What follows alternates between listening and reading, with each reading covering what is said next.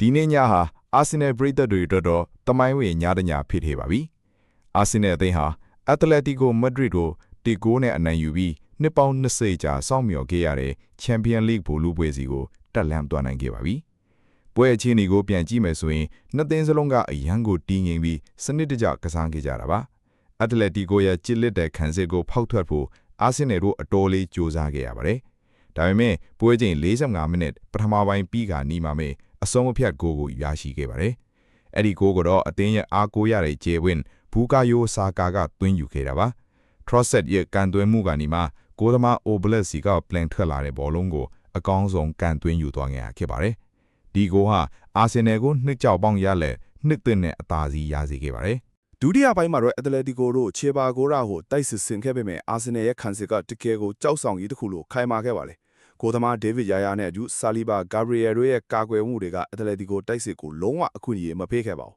။နီးပြအာတီတာရဲ့နီးဗျူဟာပိုင်းအောင်မြင်မှုလို့လည်းပြောရမှာပါ။အာဆင်နယ်ဟာ2006ခုနှစ်နောက်ပိုင်းပထမဆုံးအကြိမ်ဖြစ်ချန်ပီယံလိဂ်ဗိုလ်လုပွဲမှာရောက်ရှိသွားခဲ့တာဖြစ်ပါတယ်။နာဆင်ဖြစ်တဲ့အတိုင်းကျေးဇူးတင်ပါတယ်။